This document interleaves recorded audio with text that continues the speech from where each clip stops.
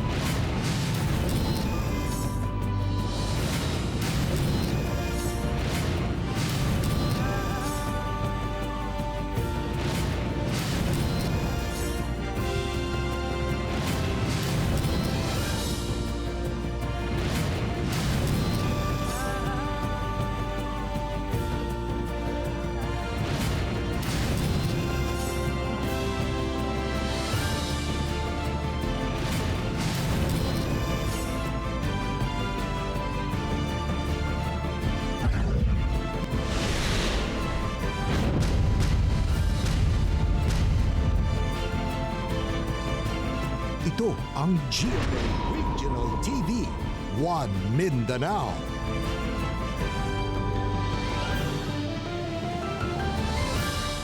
May hapon Mindanao, kini ang GMA Regional TV 1 Mindanao. Atod namong pinakadagko, pinakulahing balita sa Mindanao. Ako si Teko Cam. Sara Hilomen Velasco. Real Suroche, live gikan din sa GMA Davao Complex.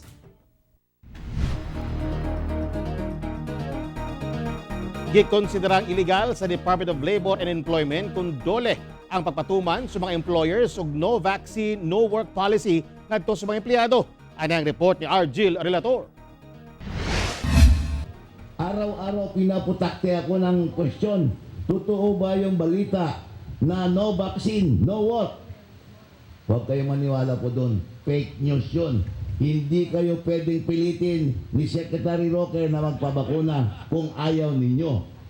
Kini ang una na gibutya ni DOLE Secretary Silvestre Bello III ato sa vaccination rollout sa Davao City sa nilabayng semana. Gisigundahan kini sa pagulang labor advisory sa DOLE kalabot sa pagpabakuna kontra COVID-19 sa tanang mga empleyado sa establishments sa private sector. Ubos sa maong advisory, nakalatid nga mamahimong upalit og bakuna ang mga employers alang sa ilang mga empleyado ug mangayo og tabang sa ahensya sa gobyerno alang sa procurement, storage, transport, deployment ug pag-administer sa vaccination. Wala say bayaran ang mga empleyado sa vaccination sa workplace. Kinahanglan sa pauhagon sa mga employers ang ilang mga empleyado nga magpabakuna apan sanglit voluntary kini. Dili discriminate pinaagi sa dili paghatag sa saktong benepisyo o tanggalon sa trabaho ang mobalibad nga mabakunahan. Busa, ginabawal ang pagpatuman sa no vaccine, no work policy. There is a ongoing joint monitoring, no, that DOLE and DTI is actually doing, no. So we checking establishments on not only on their compliance, no, to the protocols and the standards, but also including matters related to occupational health and safety. Sa karon, wala pa'y complaints nga nadawat ang DOLE Region 11 labot sa maong pulisa. Ako si Argil Relator para sa One Mindanao. Sa hinay-hinay nga pag-ubos sa mga aktibong kaso sa COVID-19 sa Davao City, nagpakanaog og mga mando si Mayor Sara Duterte aron dili mausab ang pagsaka sa kaso sa COVID-19 sa syudad. Saron ta ang dugang detalye sa live report ni Sheila Vergara Rubio. Sheila. Sara, unod sa usa sa mga EO nga gipakanaog mao ang pagpahinumdom sa mga opisina nga mopatuman gihapon og alternative work arrangement.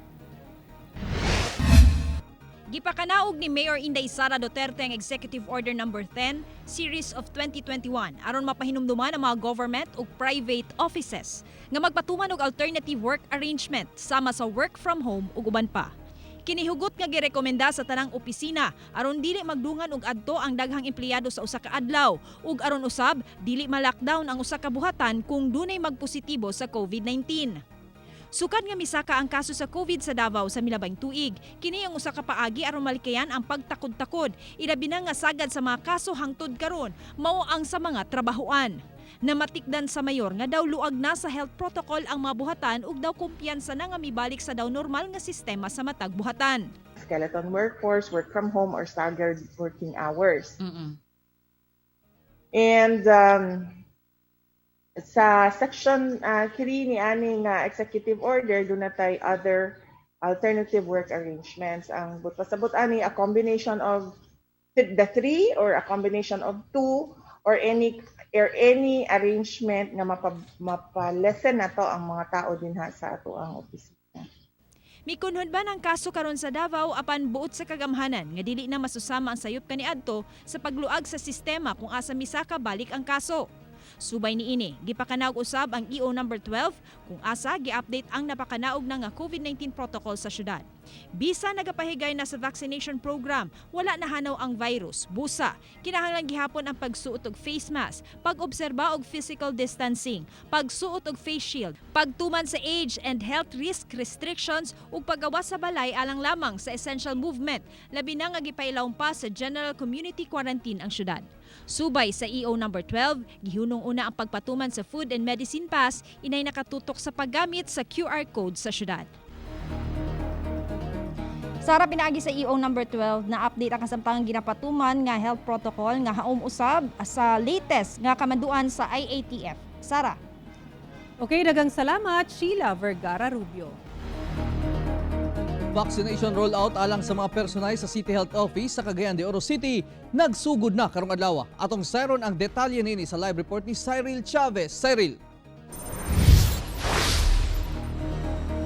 Yasrial, anaa sa dulan 5,000 doses sa AstraZeneca vaccine ang nadawat sa Cagayan de Oro City.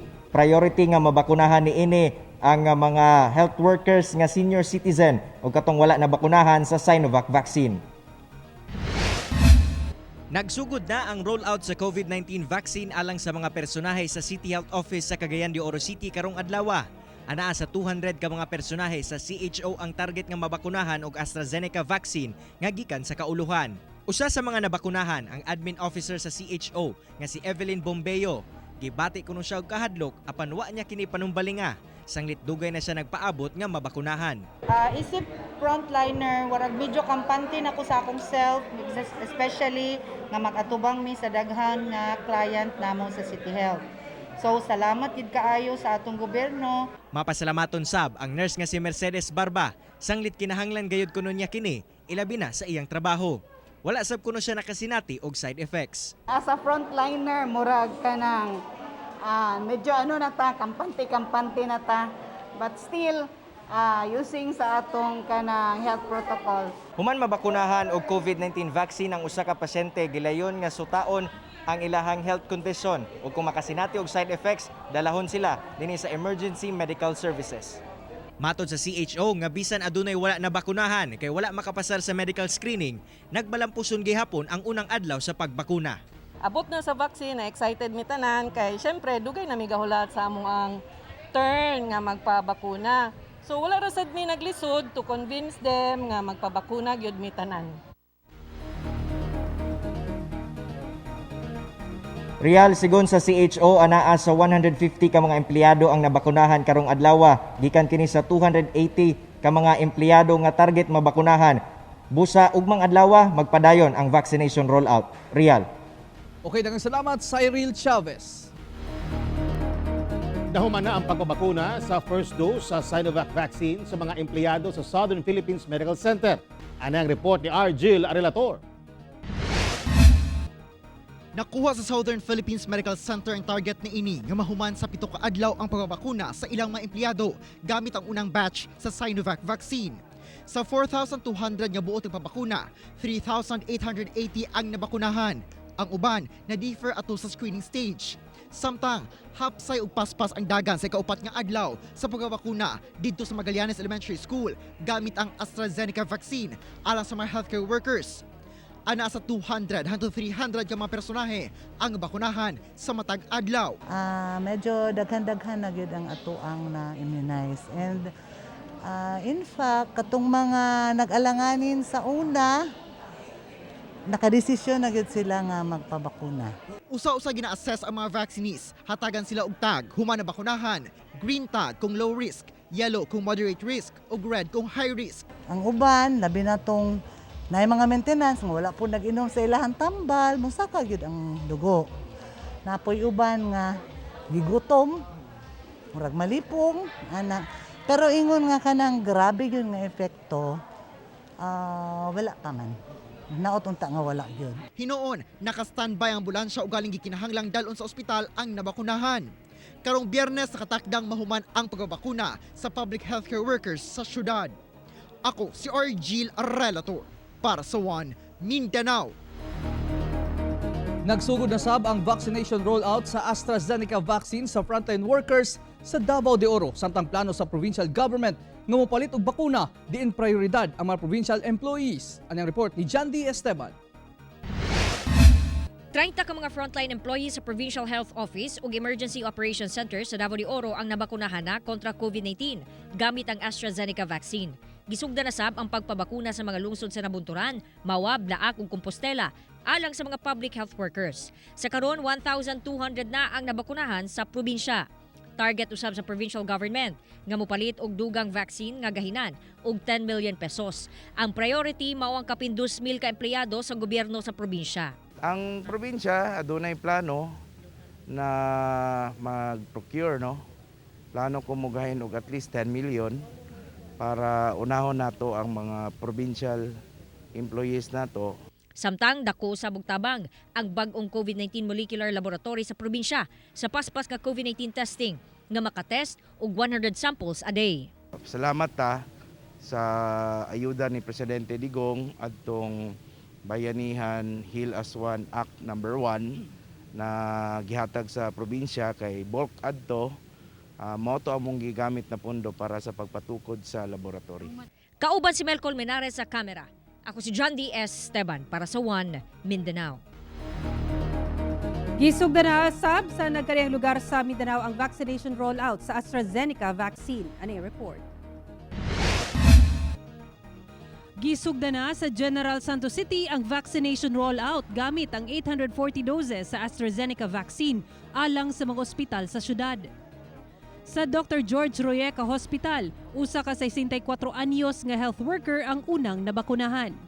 71 ka health worker ang nakatakdang bakunahan sa maong ospital.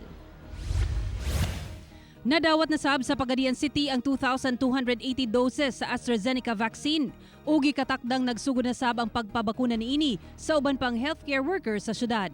Samtang nabakunahan na ang tanang frontline healthcare workers sa Pagadian City Health Office gamit ang Sinovac vaccine.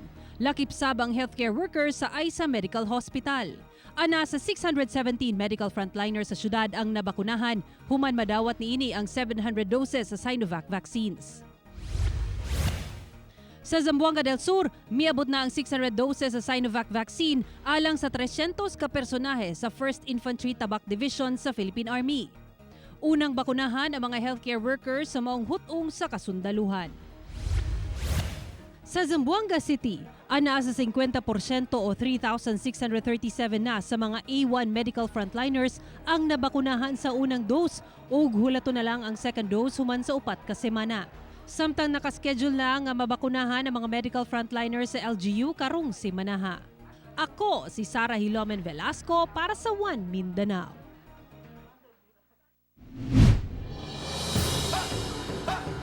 Nagsugod na ang DNR sa rehabilitasyon sa Naboc River sa Moncayo, Davao de Oro. Ano ang report ni Jandy Esteban. Kini ang kuha sa GMA 1 Mindanao sa Naboc River ni atong 2018. Apan karon sa pagbalik sa news team. Lubog pagihapon ang suba. Pero sumala sa DENR, miubos na ang mercury ug coliform level. Unom ka barangay sa Davao de Oro ang apektado sa kontaminadong suba. Based on our baseline data in 2019, we have 920,000 parts per thousand coliform But now, we only have 28,000 parts per million. Tungod kuno kini sa pagpahunong sa operasyon sa sobra 200 ball mill machines sa barangay Mount Diwata sa maong lungsod ni adtong 2018. A big majority has already transferred to the Mabatas area. We are completing now the inventory. Napakaliit na lang natitira doon sa taas, karamihan lumipat at karamihan hindi na sila nag-ooperate. Yung mga natitira doon, mga karamihan, hindi na sila mag-ooperate. So, doon ay mga programa ang gobyerno niini, especially ang DNR, ilabi na sa tree planting, tree growing, clean up, o uban pa. Biyernes sa buntag, formal nga gisugdan ang pag-rehabilitate sa Nabok River. Pinaagi sa usa ka ceremonial dredging nga gipangunahan mismo ni DENR Secretary Roy Cimatu.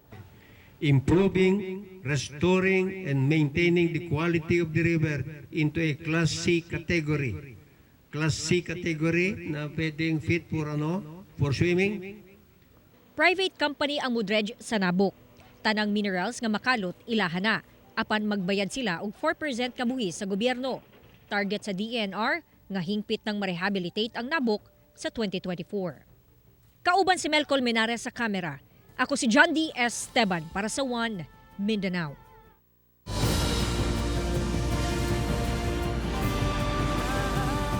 Ito ang GMA Regional TV, One Mindanao.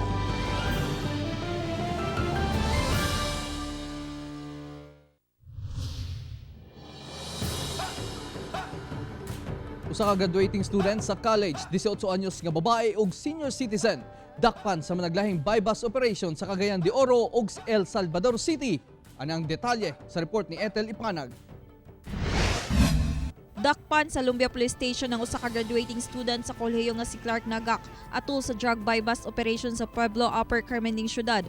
Diin nakuhaan kinig duha ka sachet sa gituohang shabu nga nagkantidad sa kapin 20,000 pesos. Di mo tinod na kay bisugo ra ko ba. Samtang sa Barangay Bugo, dakpan sa kapulisan ato sa drug bypass operation ng 18 anyos nga si Alma Jane Apatan. Nakuhaan kini og upat ka pakete nga medium size sa gituohang shabu nga nagkatidad sa kapin 11,000 pesos. Pag-abri na ako, gidiretsuhan ko niyag bulsa sa kung sa man eh. Ano siya nga, napalitan. Ano siya napalitan nga, wala mo ko nanguhan. Sikop sa kapulisan sa El Salvador City, Misamis Oriental, ang senior citizen nga si Rolando Blanco ato sa bypass operation sa Barangay Mulugan. Usa ka sachet sa gituohang shabu nga nagkatidad og kapin 13,000 pesos og mark money nga nakuha gikan sa dinakpan. Ako man kuan na pasahero. Pagasakaan kani siya o kaso nga violation sa Republic Act 9165. Kauban si James Yap sa kamera. Ako si Ethel Ipanag para sa One Mindanao. Gilaraw sa Davao City Council nga madugangan ang kaalam sa katawhan kalabot sa Sudden Infant Death Syndrome kon SIDS o ang kalit nga pagkamatay sa usa ka baby. Ani report ni Sheila Vergara Rubio. Gikasubo ni First District Councilor Jessica Bunguyan ang nakuha nga datos gikan sa Philippine Statistics Authority kon PSA nga ang Davao City ang dunay labing taas nga ihap sa tibok rehiyon 11 sa mga namatay nga infant, partikular ang Sudden Death Infant Syndrome kon SIDS. Tungod niini, giduso niya ang resolusyon nga mapalapdan ang kaalam sa katawhan kalabot sa SIDS ug kung unsaon paglikay niini. Upon examination by the doctors, the death of these infants cannot be attributed to any cause. This has been a given medical term known as a Sudden Infant Death Syndrome. Sumala sa pediatrician nga si Dr. Richard Mata, wala na sayran kung unsa gayud ang hinungdan sa SIDS. Apan sigon sa mapagtuon, nasagad kining mahitabo kung dili plastada ang tulog sa bata nga mababagan ang ginhawaan niini. Di ba ang atong idire agyanan manighangin, so kung gamay mapilo ang airways, murag maana siya. Siyempre, ang airways ni mo gamay na ba murag host ba nga imong gipilo siya, ang hangin dito mo gamay. Delikado usab sa mga masusong bata ang overfeeding sa gatas. Duna kuno uban nga bisan og 30 minutos ra ang interval, gilay mohatag og gatas sa bata kung kini mohilak. Number 2, sud ipan. Hantod karon sige la kog explain sa mga mothers nga naga-overfeeding mo nya wa gid sila gatuo nga naga-overfeeding sila. Ako si Sheila Vergara Rubio para sa One Mindanao. Pipila ka mga motorista sa Cagayan de Oro City ang wala makauyon sa pagpaandar sa traffic light sa Bulua Junction. Anang report ni Cyril Chavez. Wala makauyon ang pipila ka mga motorista sa Cagayan de Oro City. Human nga gipaandar na sa Roads and Traffic Administration kun RTA ang traffic light sa may Bulua Junction kay nakadugang kuno kini sa problema sa trapiko. Mas lahi kay dili andar boss. Kay og andar bitaw boss daghan may pasero mo reklamo kay tungod sa layo man ang taas man ang prevent traffic mga butog bara samantalang katong i-off lang siya nga blink lang. Kuan man magibigibi lang mga driver. Dili traffic. Mas maayo nga dili iyon. Ano naman? Tungod sa traffic. Taas ng traffic. Tungod niini, ginatun-an karon sa RTA ang saktong interval sa traffic lights aron dili makadugang sa trapiko. Sa peak hours, magbutang og enforcers ang RTA aron makontrol ang dagan sa trapiko. Atong gibalik sa pagblinking yellow light na kay nagkandak na po ta og another study nga di ay siya ingon nga kuan naay disadvantage niya nga nakita na to. That's why atong gibalik sa blinking. Nagpahimangno usab ang RTA ngadto sa mga motorista nga bawal parkingan ang mga yellow boxes sa dalan tungod alang lang kini sa loading ug unloading. And then ang atong paggamit sa hazard light para mogamit ta sa yellow box is for emergency use only, no, life and death situation. So dili nato ginaalaw nga i-hazard nato kay naata nakapundo sa yellow box. Kauban si Makoy Sempron sa kamera. Ako si Cyril Chavez para sa One Mindanao. Gibarikadahan sa mga membro sa tribong Manobo ang dalan pasulod sa Energy Development Corporation o EDC sa Mount Apo sa Kidapawan City. Kung ano, atong sayron ang report ni Cyril Chavez. Nabalda ang dagan sa trapiko ug wala makasulod ang mga trabahante sa EDC Geothermal Plant sa Mount Apo. Human nagbarikada ang kapin usa ka gatos ka mga sakop sa tribong Manobo sa karsada. Muhawa lang kuno sila kung ihatag ang 20% bahin sa royalty sa 50% ginabayad sa EDC ngadto sa Madadma o Manobo Apaw Descendants Ancestral Domain of Mount Apo. Ang Madadma lang kuno ang nakapahimulo sa royalty share nga 8 million pesos sukad 2017. Nga unta gipanag-iyahan man kuno sa mga tribong Manobo ang 701 ka ektaryang sakop sa EDC Geothermal Plant. Hinoon human mipatunga ang National Commission of Indigenous Peoples o NCIP nagkasinabot nga mopadulong ang 15% bahin sa Manobo landowners ug 35% ang sa Madadma. Giablihan na sa pagbalik ang karsada padulong sa EDC alas 3 Lunes sa hapon. Ako si Cyril Chavez para sa One Mindanao. 14 ka mga Davaoenya ang gibida atol sa exhibit sa usa ka mall sa Davao City. Ano yung report ni Sheila Vergara Rubio. Subay sa Women's Month celebration, usa ka exhibit sa digitally stylized portraits ang gilusad nga gitawag og Hail to the Davaoenyas. Gibida sa mong exhibit ang 14 ka mga Davaoenya nga nagikan sa nagkadayang field kinsa nahimong maayong ehemplo o nakaingganyo sa uban aron makaangkon og kalambuan.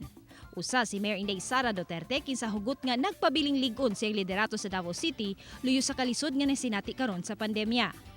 Makita karon ang exhibit sa ground floor sa Abrisa Mall kung asa makita usab ang ilang mga mensahe.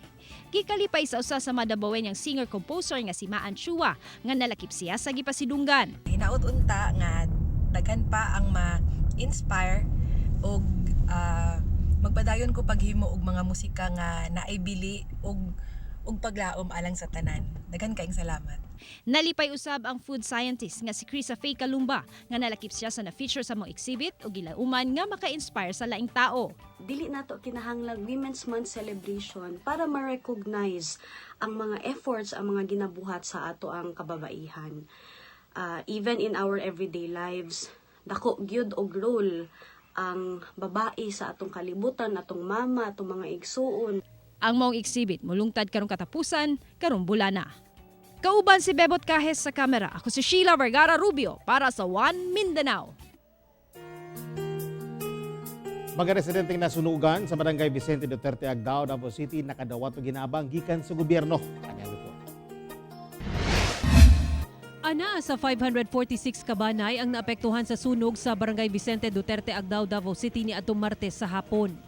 Gilayon silang nakadawat og pasiunang tabang sama sa pagkaon ug uban pa gikan sa lokal nga kagamhanan. Human sa assessment sa City Social Welfare and Development Office o CSWDO, makadawat ang matagbanay og 5,000 pesos hangtod 30,000 pesos nga cash assistance ug emergency housing assistance gikan sa National Housing Authority. Mipasalig sabang TESDA, DOLE, DOH ug Department of Agriculture nga motanyag sa mga nasunugan og libreng skills training, kabuhayan program, emergency employment program, medical assistance, mga hygiene kits ug collapsible water bottles ug mga similya sa gulay. Video na to malikayan tungod sa kadaghan mga mangipon man gyud sila sa ilahang pamilya. So dili na to sila ma-control. Mibisita sab si Senador Bongo aron manghatag og used clothings, groceries, face mask ug face shields. Nang hatag sab kini og mga bisikleta, computer tablets ug mga sapatos. Nandito naman po ang gobyerno na handang tumulong po sa inyo. Sa abot po ng aming makakaya ni Pangulong Duterte ay tutulong po kami sa inyong lahat. Ay salamat gani ma'am nga tabangan mi sa gobyerno kay sa sukad sa akong pagkatao wala gyud ko mahibalo unsay sunog unsay bagyo. Kauban si Melchor Awing sa kamera, ako si Sara Hilomen Velasco para sa One Mindanao.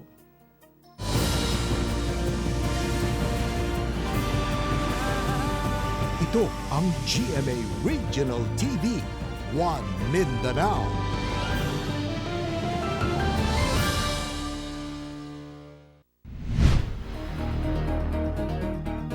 Mas miubos sa 2,500 ang aktibong kaso sa COVID-19 sa Mindanao.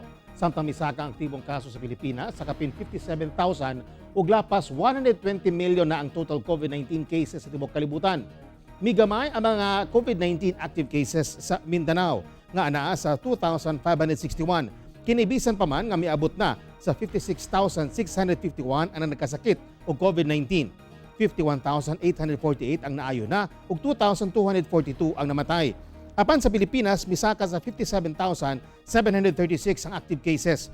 Humanadugang ang 4,437 nga new COVID-19 cases karong adlaw.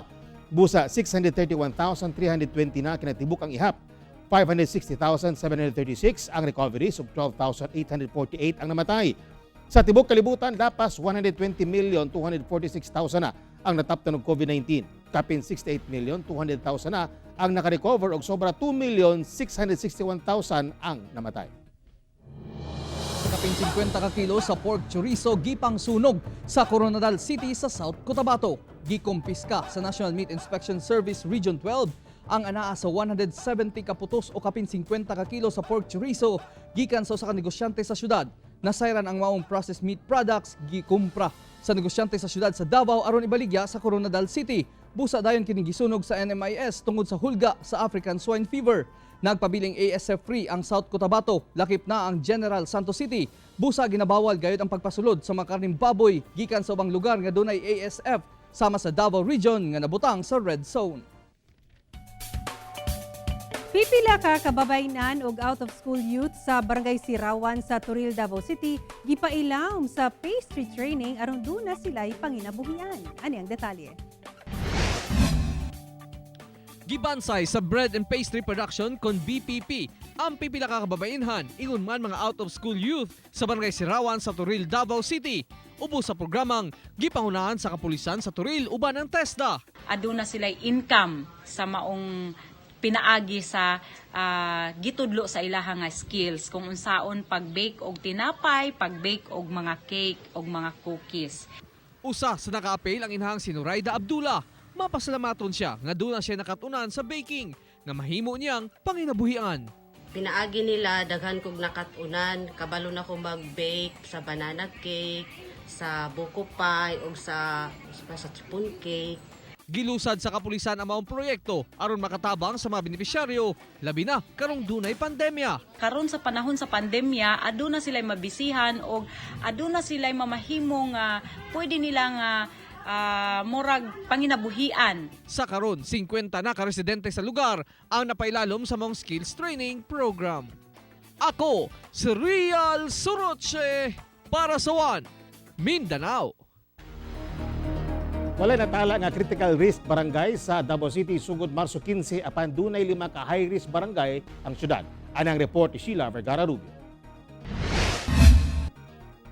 Sa ulahing barangay classification and risk assessment sa Davao City, walay giila nga critical risk area sugod Marso 15. Apan 5 ang high risk areas ug kini mao ang barangay 9A, 10A, 11B, 24C ug Balyok. 7 ang moderate risk barangays nga mao ang 7A, 16B, Magtuod, Manambulan, Mintal, Panakan ug Subasta.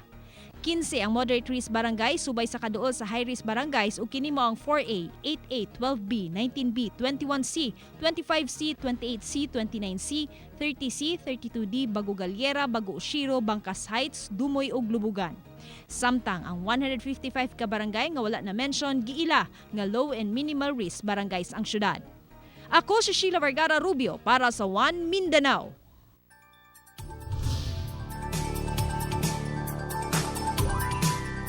Miulan og ice sa Maragusan, Davao de Oro kagahapon. Samtang pagawas na sa Philippine Area of Responsibility ang low pressure area nga anaa sa Palawan.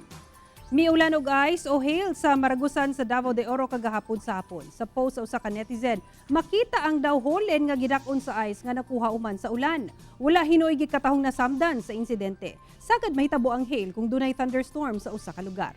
Samtang bisan walay ulan sa adlaw apan makasinati gihapon og mga pag-ulan ang pipila ka lugar sa Northern Mindanao, Zamboanga Peninsula ug sa Sorsogon Region ilabi na sa hapon.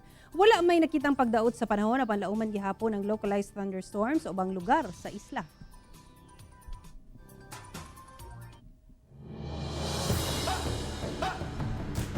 Mga kapuso, way puas ang among pagatunog balita. Bisitahi ang www.gmaregionaltv.com ug mag-subscribe sa official YouTube channel sa GMA Regional TV. Busa mga kapuso, ayaw po lahi sa madagkong balita sa nagkadang rehiyon sa nasod, subscribe na. Ug mo kadto maulahing balita sa Mindanao karong adlaw. Ako si Rial Soroche. Daghang salamat sa inyong kanunay nga pag-uban kanamo matag adlaw. Ako si Sara Hilomen Velasco. Tungod mga balita sa atong palibot, importante alang kanamo. Kini ang GMA Regional TV 1 Mindanao. Teko Campo, buong puso para sa Pilipino.